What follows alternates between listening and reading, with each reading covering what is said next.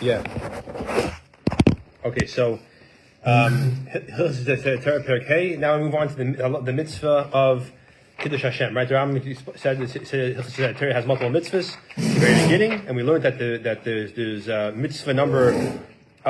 mitzvah number 6 is to sanctify Hashem's name, and number 7 is not to disgrace Hashem's name. Okay, Perek Hey. Called Beis Yisrael, the entire house of Israel. Interesting lashon. The Mefarshim say the Rambam includes even women and children, and to a certain extent, even children who are not mechuyev chinuch have a shaychus to this. But Tzuvin al Kiddush Hashem Agad Lazer are obligated to sanctify Hashem's great and holy name. Meaning, now we learn Hashem is one. Hashem exists. Hashem is one to love Him and fear Him, and we have an obligation, it's different mitzvahs, to make Hashem's name renowned in the whole world. Part of that is the obligation to sanctify Hashem's name in the ultimate sense, should it become necessary. Okay. It says, I should be sanctified among the Jewish people. The word teich is crucial, as we'll see. Also, that's a positive mitzvah. Now we're warned also not to do a negative mitzvah of violating Hashem's name, but disgracing Hashem's name. It says, do not violate my holy name. Keita, for example, what exactly does that mean? So as kids, they say, don't scream in the amusement park, don't scream in the shopping center, Tzachil Hashem. So that's true to an extent, we'll see in the Perek, but has a more concrete meaning. Case of example, first the Rambam starts off with telling us when we're allowed to not give up our lives, because the Rambam does not want to make it sound like he's being flippant with the safety of the Jewish people. So, when a goy arises in authority and he forces the Jewish people to transgress any mitzvah, except for the famous 3 mitzvahs of murder, sexual immorality, and avodah zarah and idolatry. So, any of the other mitzvahs, or even all of the other mitzvahs except those 3, which are mentioned in the Torah, again, he tells us, if you don't violate this mitzvah, if you don't eat this chametz right now, even though it's in the middle of Pesach, he's going to kill him. Yaver, he should transgress the mitzvah, eat the chametz on Pesach, or eat Yom Kippur, or whatever the mitzvah is. V'lo yahadig, and not allow himself to be killed. Right? Wear the jacket with the shotness. Shema, it says, mitzvahs regarding the mitzvahs, hashiyaso, a person should do the mitzvahs and live in those mitzvahs. Live among them, but not to die among them. Therefore, we learn that generally speaking, the rule of thumb is not to let a person let himself be killed. That's what we learn from the pasuk v'chaybehem. If a person chooses to let himself be killed, he's violating his soul, meaning he's responsible for his own life. It's almost like he committed suicide in the sense that he has an obligation to let himself to protect himself and to not transgress the mitzvah. And regarding Shabbos, there's the whole thing that when it comes to eating chametz on Pesach, or not, let's say not eating matzah on Pesach, the guy says, if you eat the matzah, I'm going to kill you. So he doesn't eat the matzah. So it's not pshat you're mekayim the mitzvah eating matzah. You weren't mekayim the mitzvah, but out of necessity. When it comes to violating the Shabbos, that's part of actually, not pshat you didn't keep Shabbos out of necessity. That's part of the mitzvah of Shabbos, is to violate Shabbos to save a life. It's a whole different ballgame. Okay. But this is true that a person should let themselves give up their life. Let themselves transgress and not give up their life. All the mitzvahs except for idolatry, or forbidden relations, or murder. However, regarding these three avedas, if the guy tells him, men transgress them, right? Kill this guy, or I'm going to kill you. Or he tells him, worship this avodah zarah, or be involved in this forbidden relationship. Or you get killed.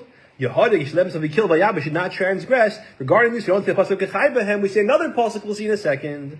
So that's these 3 unique mitzvahs. That this is true, and even if the guy is simply doing it for his own benefit, this guy, listen, he's after me. He has information on me that he's going to use to convict me. I can go to jail for 100 years. So you have to kill this person. Or if you're not, I'm going to kill you. You're not going to kill the person. When is it true that the other mitzvahs a person should transgress in order to save himself, not let himself be killed? Sorry? So when is this true? Bisman shagoy miskabim. Talking about the truth, if it would make a Jew forcing the person to transgress, I don't know if it would make a difference. It's a good question. The Rambam says a goy because it's more common. It could be talking about Yid is different. I'm not sure. It's a good question. So a Meiser is different. I mean, if in other words, if a married woman is being forced in a forbidden relationship with a goy or a Yid, I don't think it makes a difference. She's going to give life either ways. Or if a person is being forced by a Yid to worship avodah zarah, let's say by a Yid who just wants to, I don't think it makes a difference. If I had to guess. Okay.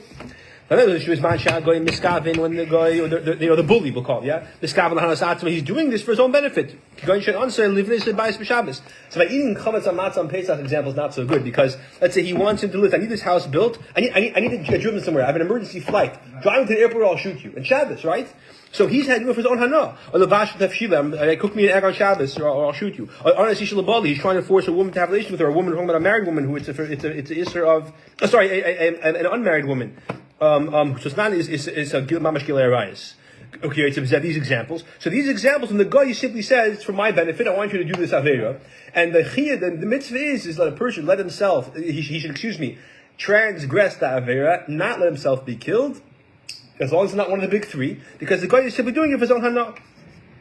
This is very relevant whether it's in public or private. However, if the guy is simply doing it for spite, just to make him transgress, just for spite. So then, it was in private. The guy for spite wants to make meat chametz on Pesach. There's no 10 Yidden present there at the time. Some say Pshat Rambam, and no 10 Yidden are aware of it, even in the future, or even in the near future. Again, let him transgress, don't let himself be killed, because it's not a situation of the Chiv of Kiddush Hashem. However,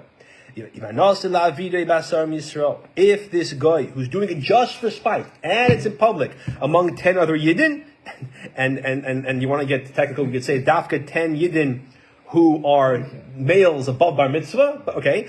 In that case, he has an obligation, just like if it was the three big mitzvahs, to let himself give up his life and not transgress the Avera. Any mitzvah. Correct. Any mitzvah. Yeah. Even if it's, right, correct. Yeah, even if it is going, so, yeah, fine, correct, yeah. Yeah. 1 second. He's not one of the three main mitzvahs, right? It's not one of the murder, forbidden relationships or idolatry. Nevertheless, so since it's in public and it's just for spite, the person has a chiyuv to mekadosh Hashem's name and not transgress, not given to this spiteful goy. Now, the Mefarshim say this could be applied even to mitzvah d'Rabbanan, and the Mefarshim discuss what about a minhag. Is there a chiyuv to give it by when it comes to a minhag Yisrael? Okay, this is all discussed. Yeah, good. So the Pasha Ram holds the answer is no, but I'm just pointing out that it's discussed. Good, fine. Fine. So Adkan. So if it's for spite in public, any mitzvah, or if it's the guy for his own hana, he wants you to kill someone else because it benefits him because that guy has information on him, for example. Not for spite, not in public. Still, the chiyuv is to give up your life. Those are the two examples. Either the big three, Gilei Raya, Shvilchas Damim, or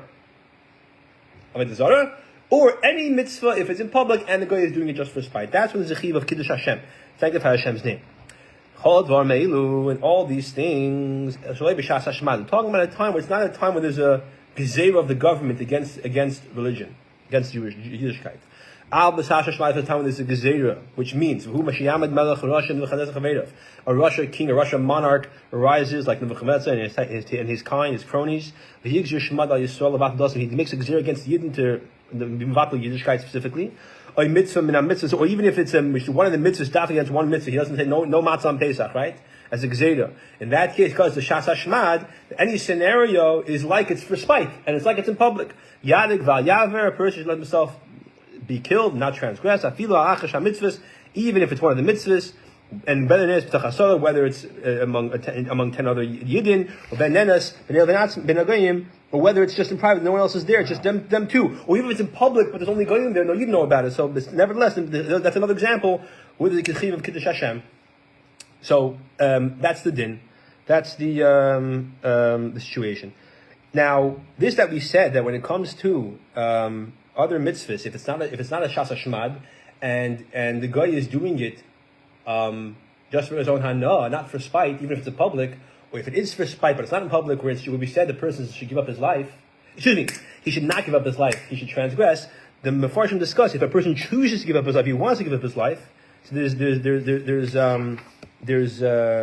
legitimacy. So actually, that's halacha daled. Now I jumped the gun. Sorry, I jumped the gun.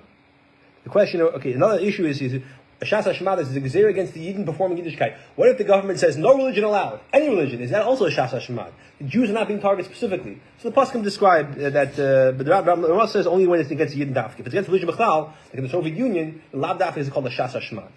Okay.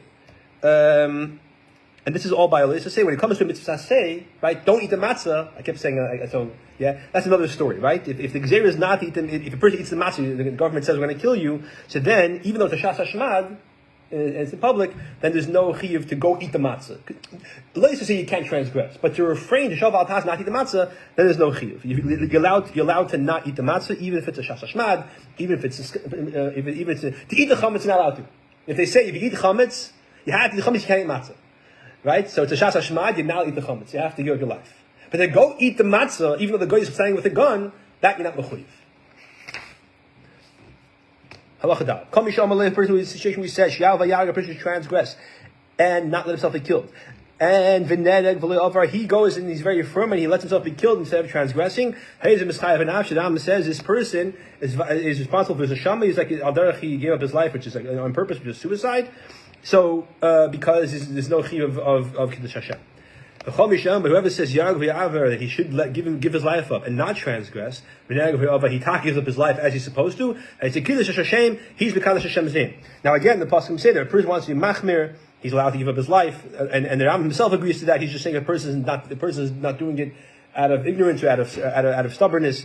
But the Rambam will also agree if he's doing it for a reason. He's a person, for example, that if other Yidden see he gave up his life like Kiddush Hashem for any mitzvah, any avera, not to be any avera, they'll be inspired to be more strong in Yiddishkeit. He's allowed to do that. And in the Geras Hashmad, which the Rambam wrote at a time where Yidden were being pursued by the Almohads, the fanatical Muslims, and there was against Yiddishkeit, and there were Yidden who were giving up their life. The Rambam wrote different halachas about this, and he writes, like the Kesef Mishnah writes, that if a person chooses to give up his life like Kiddush Hashem, when he's not mechuyev to, he's allowed to. Unlike he says over here. And a pasha is not a stinner because it depends on why a person is doing it. Okay, good. This is what Chassidim also in Russia and all these scenarios where they were meis nefesh, even not mechuyev. The Alter Rebbe in jail, Alter Rebbe refused to eat non kosher food, even though he would die if they wouldn't give him kosher food. Sorry. If this scenario when he gave up his life in a situation where he's supposed to, sorry, as a kid, because it's one of the big three, or as a Sasha Shemat, or as a guy who was just doing it for spite among 10 of the Yidden, so then he's a Kiddush Hashem Berabim. In that case, not only is he Mekadosh Hashem, he's Mekadosh Mitzvah Kiddush Hashem, but he's Mekadosh Mitzvah Kiddush Hashem Berabim, which is a special thing. Daniel, like Daniel, who over there was a gezer against davening, and he davened anyways, even though what is davening a mitzvah Torah? You could say that. So the truth is, davening is 3 times a day is in the Rabbanon, but davening at least once a day, some kind of tefillah could be Minat Torah. Good, that's one answer. Or you could say Daniel was what Semach Ram said earlier, as an Adam Gadol, as a person who's important, if he would give into the king's gezer, the Arabish's gezer, by not praying at all, so it would also impact all the negative side. Like Daniel chose to be Moshe Nefesh. Outside the Rambam says that a person is allowed to be Moshe Nefesh. Okay, so in any way, the fact is that the fact that he was willing to do that, he did daven, even though it was a time where he was liable to be thrown to the lion's den. Mekadosh Hashem's name publicly. Right? They didn't bow to Nebuchadnezzar's Getchke. Rabbi Akiva and his fellows, Rabbi Akiva gave his life because Hashem when there was a Gzera, Shas Hashmad against the Torah. The Chaveirav, which probably references the Asara Herugim Malchus, right? The other non-Chacham who give life to Hashem. There's machlekes about who they are. There's a few of them who everyone agrees are those 10. There's a question who the other few are. Okay.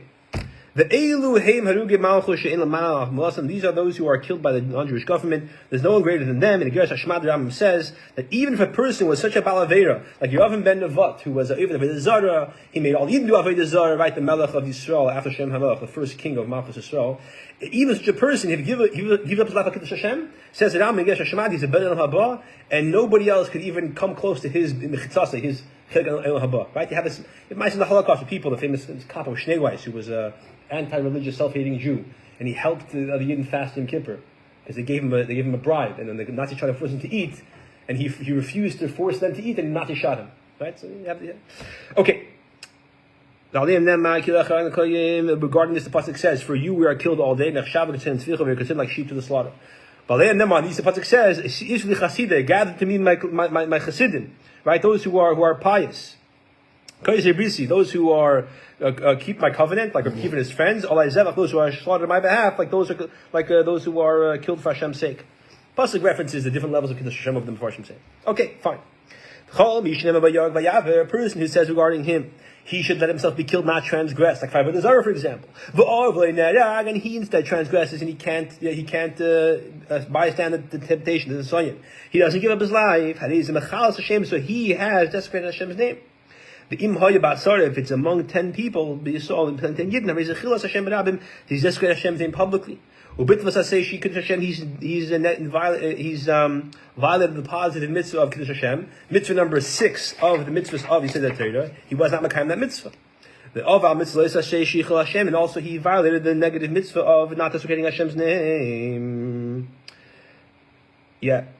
Before Hashem say a diuk that if it's not in public, even though you're transgressing Hashem's name by doing that aveda, but you're not over the mitzvah say of kiddush Hashem. Okay, anyway, the Abba became nonetheless. Nevertheless, even though the halacha says don't worship Avodah Zarah, right? Don't kill this other Jewish person just because this mafioso told you he's going to kill you if you don't, and you can't withstand temptation, and you do kill that other yid. Abba became nevertheless since you transgress out of duress, out of oinus. Ein malka say don't give him malchus. Vein tzaflei meshem misnei say bezdin. Needless to say, you don't give him the punishment in bezdin, whatever. Misnei, if it's a case of, let's say, example of ritzicha or Avodah Zarah. Afilo harag ba'enis, even if he kills someone ba'enis, not only Avodah Zarah and Gilei Arayos, but even ritzicha, which is the most severe of all aveiros in a certain sense. And this Alpi Svaram tells us that Madach, Meila Avodah Zarah, you're going to say, listen, why should I die? I'll worship Avodah Zarah and I'll live and I'll do more of its mitzvahs later. When it comes to murder, why is your blood better than his blood? So it's a more severe thing, logically. Also, the Rambam tells us in Hilchos Tzich, if you remember, that all the other types of Chiyav Misa, if a person can't kill the person, he escapes, so then it's not your job to kill the person who Bezdin Paskin is Chayav Misa, is Mechal Shabbos. There's only one that everybody has an obligation to put him to death if Bezdin can't. That's a murderer. So you see, it's a very severe Aveda. Now, after became if he's over on this Aveda because someone forced him to, and he couldn't withstand temptation, he did not give up his life, that you don't punish him, you don't give him Malchus, if it's a Aveda of Malchus, you don't give him Misa, execution, that's done only if the person transgresses willingly. The aid him with witnesses. Uvasran is warned. Yeah. Now, choose over here could be the people saying, no, don't bow to the Getchka. If you bow to the Getchka, you're transgressing the Issa of the Zarah, and you're violating the Issa of Chil Hashem, Shechayav Misa and Malchus, and he does it anyways. Still, he's not going to get the punishment because it's not Bertzoina. Ram just adds Veda Masur as a clarification. Shem Rabin is nice. How do we know that? It says regarding the pasuk, a person gives his seed over to the Melech Avodah Zarah, where he would give his son to the priest, and the priest gives it back to him, and then he has his son walk through the bonfire. According to the Ram, that's how it's done. But the satin is pani b'shahu. I'm going to place my face against that person. B'chrati yisem, and cut him off. By tradition, hahu, that person is not a person who's forced. So a person who's forced, even though he's mechuyev to withstand the temptation of being forced. If he doesn't, below shegig, he's a shegig, okay? Or if he's tricked. So now if he's an einus, even though he didn't, he's mechuyev to withstand temptation. Now if he makes a mistake, or someone else tricks him, right? Someone else does that, he feeds him drink and he doesn't know about it. Those are examples where he's not punished. So we see that he's not punished. Good. He says in Piyashim Lamdu, Ram is saying that the Piyashim Lamdu of Pshat in the Pasuk, it means that the Pasuk by itself does not really logically interpret it that way. You wouldn't know on your own. We know by tradition this is how you're supposed to say Pshat in the Pasuk. Sometimes you, on your own logic, based on the principles of Torah, it makes sense to say Pshat as well. There's a svara to say it this way. Here, on your own, how do we know who means him and not there? It's not mut, not shegig. That's Lacha Meshim Sinai. Okay, fine, good. All right, fine. And if Avodah Zarah, which is in a certain sense even more than murder, the most severe of all Avedas, a person serves the Melech, Ba'inus, as we just said, he's not Chayav Karas. Mrs. Bezdin, if he's not Chayav Karas, he's not Chayav Execution in Bezdin. So then a Kavachem L'Shah Mitzvah, so much need to say for all the mitzvahs, and then Torah, a person transgresses them under duress, even though it's a situation where you're supposed to accept the duress, give up his life. He does it, and he's been over the Isser of Chil Hashem. Nevertheless, the din is that he's not punished. That's regarding over the Zorah. Now the Rambam says something interesting about Arayis. Regarding Arayis, it says the Nair to the maiden who is betrothed, who should be Kudeshes. So it says if someone forces her, she's not punished. Why is Rambam being this pasuk? We have other limudim from the Zorah that you don't punish somebody. All right, then we'll discuss this. Fine. By you, that's in the halacha. Or there's more to the halacha. Halacha Dalit. Is there more or is it over? Like the Naira Sasadov is the end of Halacha Dalit? Yeah. Yeah? Because some Geseris it says that according to some prints of the Rambam, it adds over here, if this person is in this place with this Exer Gesidishkeit, he has the ability to escape somewhere else, But he chooses not to, because why? He has a good business over here. I'm set up over here. I have lots of real estate, like even in Spain, right? He's like a dog who goes back to his own droppings. He's like a person who's intentionally. And he's cast away from the world to come. He goes to the lowest level of Gehenna. Because he could escape. He chooses not to. He's being forced every second, but who asked you to stay here? You guys, Hashemad calls it Korov Lamezid. Okay, that's just, I don't know, your Geshe doesn't have that? Fine. Some Geshe apparently have that. Okay, good. Now, here's the thing. You mechuyev to give your life. Are you allowed to go fight the Goyim? If there's a chance of winning is very small. Or not. What's the heter? So what was the heter of the Chashman to fight the Yevanim? If a Greek comes to you and says, you have to do the Aveda, give up your life. What was the heter to go fight against the Greeks? It's the equivalent of the Crown Heights Shemim declaring war on NATO. So the it always finds the Gadi Hershkop, you know. So the Farshim talk about this. This is the whole Chiddush of the Mishas of Chanukah. Okay, Halacha Hey. Now we get more about a situation where there's a duress based on, but the Yidden are being forced to give up other Yidden. So we talked already about the issue of killing another Yid b'yadayim, even though someone else says that, I'm going to kill you if you don't kill them. What if the guy says, give me him, this guy you're keeping in your basement, let me in to kill him, I'm going to kill you. Are you still mechuyev to give your life? Because you're not killing him, I'm just giving him off and he's going to kill him. So now I'm discussing like this. Halacha Hey. Nashim and women who go in, the Goyim tell them. I'm going to talk about married women. Give us one of you and we're going to violate her. If not, I'm going to violate all of you. So now they're trying to do who we're going to give out. Each one says, not me. So they take the weakest person and throw her out, because at least either she's going to get violated. At least this way it's only her, right? That's what you might think logically. So the Ram says, no, they have all obligation to all let them get all violated. They don't have a right to force to give over to one of them. Now, if one of them wants to sacrifice themselves, another question. I'm going to discuss it. I don't know what that is. But to say we're choosing you because we don't like you, because anyway you're not to face you, whatever. In the first, what if he's a person b'chlal who's not careful with these things? The Bechal person who in the Baal Sunday came from. So again, it's not so pashut. But basically, the point is that you're not allowed to force her to go out to them and have an obligation to not do that, to sacrifice all themselves. So tell them to tell a group of Yidden. We're not going to give us one of them and we'll kill him. Why? Because whatever, they think that there's one of you did it, we don't know who, so we kill one of you and that's going to be the kapar, yeah? If not, we kill all of you. They have to, and again, so nobody wants to go. And no one's willing to sacrifice themselves. They don't have a right to take one guy and say, you're the carbon and throw you out to save the rest of us. For the Tevas HaKlal. You're not allowed to do that. They have to all let themselves be killed. They're not allowed to give themselves one of them over to Miso. Now, if one of them choose to, it's called Avazaya, which is like a hint of Shvichas Damim. And it's also there's a mice in the Gemara with the two people who did this, they sacrificed themselves for the sake of the rest of the community. So if someone chooses to do this, it's very noble. You can't force them, Pashtus. The Ram doesn't mention that, but that's okay, that's what it says.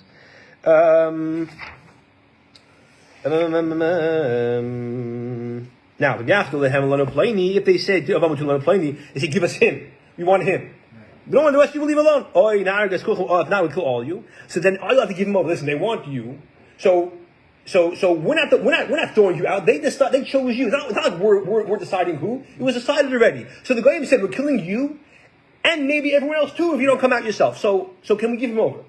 So if he was mechuyev mis like Shef ben Buchri, the mice over there was when there was Shef ben Buchri, he cursed David HaMelech. He was very machless, and he went to a certain city, and Yoav laid siege there, and he said, give him over, I'm killing all of you. Now that was a yid, mind you, on Yidden. So one smart woman, bound and killed him and threw his head over, and Yoav left the city alone. So Vice says that Ram holds that if it's a Goyish, army or Yiddish army, it's the same thing. But okay, upon him. So in that case where he's mechuyev misa anyway al pi Torah, Yiddish in that case you can give him over to them. That's the din. You're allowed to give him over because you singled him out. Now, some Pasuk say even if he's not mechuyev misa al pi Torah, but he's mechuyev misa because he did something the government says is mechuyev misa. So there's a certain validation to give him over. The Pasuk talk about it, and I guess it's a government where it's normal, like not a government where it says if you insult the king, you're chayiv misa. Like a thing like there's a lot of fodder now. If a person, there's certain laws that are not whatever. There's I don't want to say it on the camera. There's basically if it's a normal thing to have such a legal consequence for it. I'm not doing exact mishalom over here, but Okay, that's discussed. But if he's B'chim Al B'Torah, for sure, let's say he's a Muslim. I don't know. Actually, no, Muslim for sure. It's not a good example. Let's say Mechal Shabbos. No, I don't know. Let's say he murdered somebody. Whatever it is, he's Mechuyev Misa. Shem Baruch was Chayav Misa because he was a Meir Malchus, right? So then you can give him over. Now the Chayim might think, 1 second. Logically, does this make sense?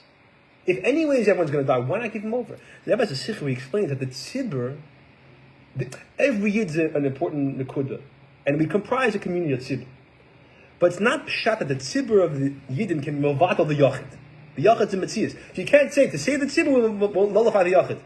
The yachid, the koyach of the tzibur can't do that, because the tzibbur's koyach is only from the fact that there are a bunch of yichidim. The whole uniqueness of a tzibur of the yidin is the fact that individuals are who they are. So to say that the tzibur is milvatal like the yachid, 1,000 yidin are going to die, therefore give 1 yid to save 999. No, you can't do that. Okay, now this is this din, it comes to Rav, we have a shayla. The guy was around the city, and the guy was saying, give us Chaim Yankel, otherwise we're going to have to kill everybody. So Rav can't pass it, give him over. Even as Mechuyev Nisa. You don't pass it. If they know the din by themselves, they learn, fine, but to be Maida, you don't do that. How do we know that? Because there's a mice in the Gemara that Yeshua ben Levi did this to the Goyim to save the community, and because of that, I don't know if he didn't come to him. When he finally came, and he said, "Where you been?" And the other said, "I should come to somebody who gives over yidden." He said, "What do you mean? The din is that you give over. If he's a person, the Goyim single him out, and he's chayiv misa, as my case was. You're supposed to give him over, and I did that. I saved the whole community. What do you want for my life? I'm a tzaddik." He said, "That's not for Mishas Chassidim. That's not for Chassidim. That's for regular Jews. People like you should have a higher level, higher standard." Interesting. So therefore, we learn that they don't pass in this way. It's not like a chachil pass in this way. Good. The im einechai. So now, fine, good. Fine. Thank you, Mefarshim. Since when can you pass malacha from a navi, from a ruach hakodesh? Yonavi told you something as a nevuah. You can't pass it from that. So why does Rambam say vein mayin kenachachila from Yonavi? The part is that the psak din is the psak din. The fact that we're saying that for chassidim you don't pass in this way, that it's not mishach chassidim, that's also okay from nevuah from ruach hakodesh. Okay. Because Rambam's going to tell us in Hilchos Nevuah later on that you're not allowed to paskin from a Nevuah, and this is the answer. By the way, this is the Rebbe's word in the Shims.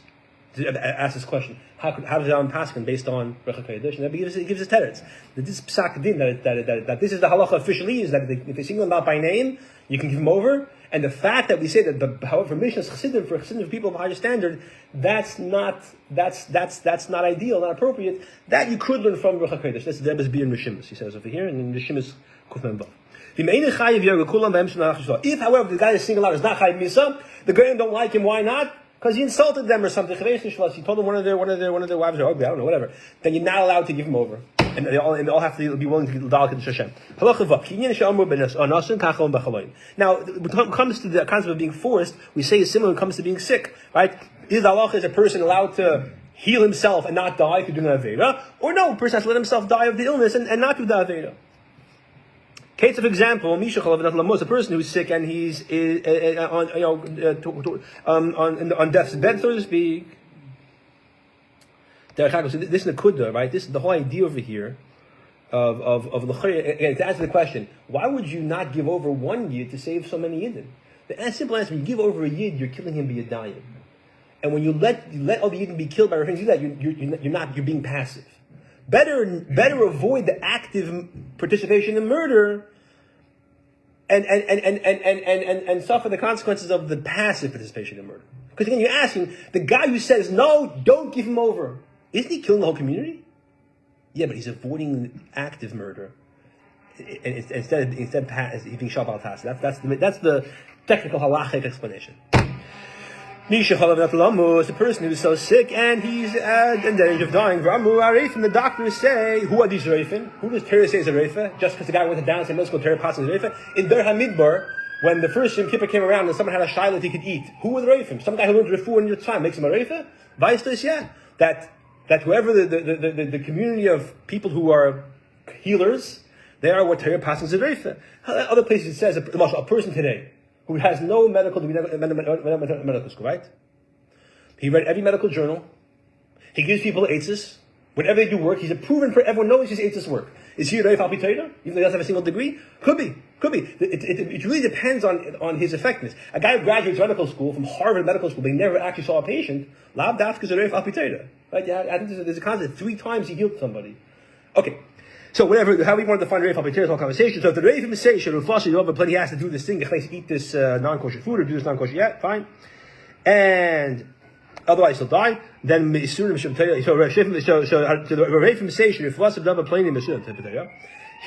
comes from this certain thing which is forbidden according to the Torah. Then we do it for him and we transgress and let him and heal him. And we heal him with every issue that it may be because he's dangerously ill. If the exception is if the healing is idol worship. Even if it's situation of sakana, you don't use them to heal. How would Avodah Zarah heal a person? I'm not sure. Maybe some kind of the way Avodah Zarah, the way to worship it is a face eating chametz on this day. And so or drinking beer on this day, right? And therefore, if a person drinks beer on that day, he's worshiping Avodah Zarah, and it's Pesach. Let's say I'm saying out loud, No, no, it's not like if it's Pesach. Sorry. The fact is, doing this thing is considered that eating this food or doing this process is a healing thing, but it's idolatrous, so it's usher. Killing a person, why is it healing? I don't know. Maybe he needs to drink human blood and he has to kill somebody. I have no idea. All right, if he transgresses when he's not supposed and he heals himself, unlike a case where he's being forced by a guy with a gun, in this case he's being forced by the danger of dying of the illness, he gets the punishment. If he does the Aveda, but as in punishment, whatever it is, he eats the chametz on Pesach when he's not. Sorry, if he eats not chametz on Pesach again, he does Avodah Zarah, Gilei Shlichus Damim, to save himself, and it's a refuah, right? As we'll see next. So the Reif say he has to have this relation with this woman. Otherwise, the Talmud says. So then the halacha is that he gets the punishment. Or let's say, for example, it's a Shas Hashmad. And the Goyim say that you have to do chametz on Pesach. And he punked has a situation where, no, it's not a good example. So he's a situation where he gets sick on Pesach and needs to drink beer. So is that a good example? I'm not sure. All right, a kid says that you punish him. Why do you punish him over here? When it comes to a gun to his head, we don't punish him. It's not the same thing. A gun to his head, he's an einus mamish.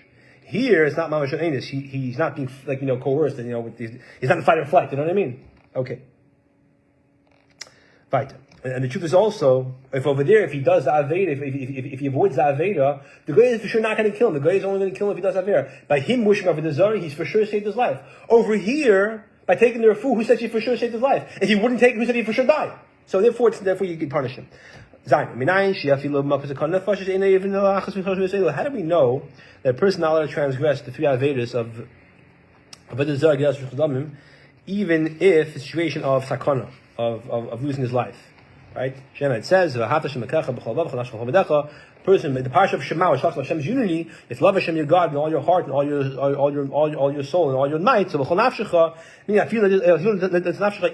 if your life gets taken from you for the sake of preserving the Shema Yisrael, Hashem Echad, that's the pasuk pshat. So then, that's how we know a person has to be willing to transgress, to lose his life, rather than transgress Avodah Zarah. Now, that's Avodah Zarah. What about the fact that a person must give up their life instead of killing another Jew? Killing another Jew, to heal, to save one nefesh, to save a person, whether in the case of refuah, or in the case of saving a person from a bully, who it makes a lot of sense that you don't need a pasuk. Why should you have to kill someone else to save yourself? Why is your blood redder than his? That's the Avodah Zarah and murder. But Arayis is the concept of being transgressing Arayis is putting the pasuk next to the nefesh. It says, as the pasuk says, when if a naira, the married woman, is violated, she's not punished. Just like a person tries to kill someone and forces them, this is similar. Therefore, we see that she's not punished because it's against her. It's like a murder victim. She's a victim. But Mela, just like we see murder is compared to being violated, so therefore a person who, so we see that the Arayis is compared to, in terms of both the Chula and the Chumrah, is compared to murder. Just like she's not punished when she's forced. If it's not a situation where a person is in a situation of Mesiras Nefesh, they have to give their life, just like not to kill another Yid and not to be involved in Arayis. When are we saying that you're only allowed to use to be even avera to heal yourself if it's a sakana? But a person who's stam ill is not allowed to be even avera. So that's when you're being over in a normal way of hana, being the chayla bugs could be calling things which are normal non-kosher food. That's when we say only if it's a sakana can eat him kippur. Stam you're not feeling well, you can't eat him kippur. And if the way you're being over is not the normal way to benefit from it, you're not eating normal food. They're making a bandage or a salve or medicine from chametz. They would chew like on wheat and they put it on the wound. That was some kind of healing medicine. Or from arla, chew on the arla or fruit and put it on the wound. Yeah. So it's not the normal way of benefiting from the chametz. It's the normal way of benefiting from the arla. It's not usually you eat it, right? You sell it. A person, they feed him for a medicine, a liquid which is very bitter. The other part of the ingredients is forbidden stuff. So that's not a normal way of having a because it's bitter. So even you are eating it, but it's not a normal way. Should they aim for your palate? In that case, despite the fact that the person is not dangerously ill, he's just non-dangerously ill. It's not a sakana. It's just a regular case of illness. Because this whole concept of having a from or benefiting from chametz pesach from oil, which are also this way, is only the rabbanon, and therefore the chumur goes in this scenario. What's the exception? There are exception is now the question is could you so yes, even chametz pesach the drinking this way is fine. Now there's two things that are also bahana, and they're also bahana even for a person who is ill. Chametz pesach is one thing, but chutz mikila kem vasvachalav. If it's grape medicine or grape some kind of thing, whatever, from a vine that was with other things growing in the vineyard, or bas b'chalav that sheina sunim b'afilu shleib dacharasim. Those are also even not the normal way of hana, because the Torah doesn't write the normal way of hana. It writes leishevashel, don't cook, and it says like lashon of kodesh by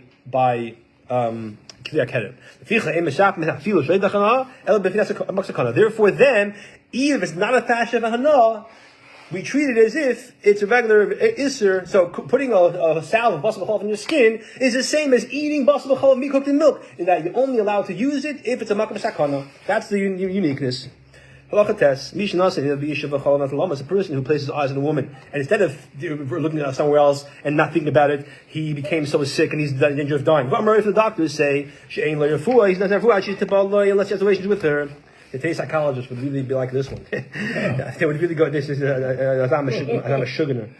So even if she's a pnuya, so according to the Rambam, if she's a pnuya, it's only allowed, but it's a kadesh. It's not a chiyav kares. Or it's not a chiyav mis, excuse me. Let's say she went to the mikvah, right? Yeah? Afilu dabim, to speak from a cherageder from behind a wall is you don't tell him to do that. The kach, he does it himself, whatever, it's not, you don't punish him with chayra. But you don't tell him it's okay to do it.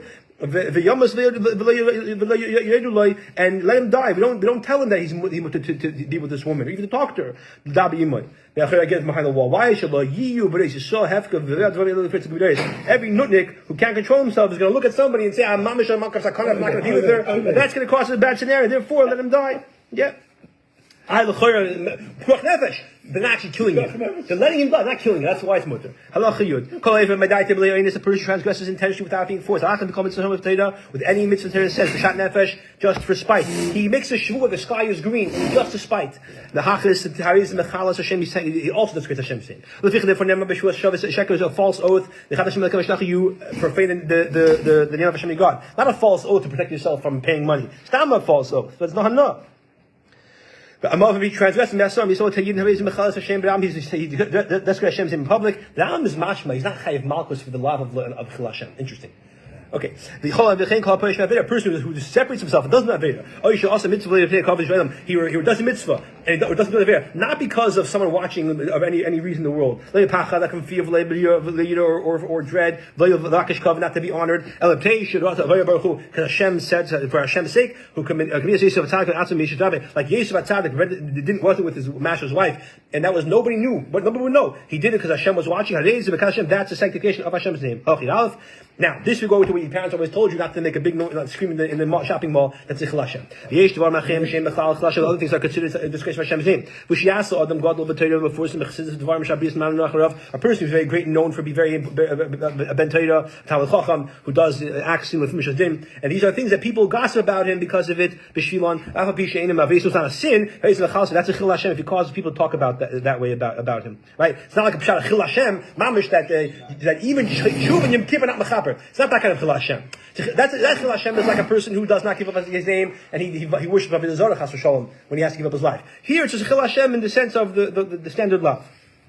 Basically, anything that the Rambam says in Yesodei he's going to tell us not to do, it's that. For example, person who buys, he doesn't pay right away la'alter, but who usually has money, they ask him for money, he tells the storekeeper next tomorrow, that's a chil Hashem, it's not appropriate, even though it's a minhag guy over there. He's very, very, very frivolous and careless, and he makes a lot of, he's a clown, and he talks with simple people, debased people. Yeah, sure. He's not nice to people. He doesn't speak nice to you. He doesn't greet them in a nice way. So if I look at everybody with a scowl, it's not a problem. A person who's known to be like a person who's mefurus and b'chassidus and everyone looks up to him, that's a chil Hashem. He's always angry at people. He's always grouchy. Things like that. Based on your standard of how great you are in Torah, that's how it's expected of you to also hold a standard when it comes to being people. You should do with the Minad Din, there's no problem of being, having a scowl on your face. But the Fnim Rishus Din, it's appropriate in Chesdei is to have a Sefer in the office. And the Talmid Chacham is not that way, it's a chil Hashem. The Chaim Diktig Chacham Ma'atzvei V'Hayob Nach Sabis, the Talmid Chacham, who's careful with himself. Ram talks about this more in Hilchos Talmud Torah, of course. And he speaks nice to people. But that he mixes well with people. He greets them nicely. He gets himself, does not respond. And he's nice to people, even those who are disgraceful to him. But there is Emunah, not the Rav has to stand for his cover, of course. And he does business faithfully.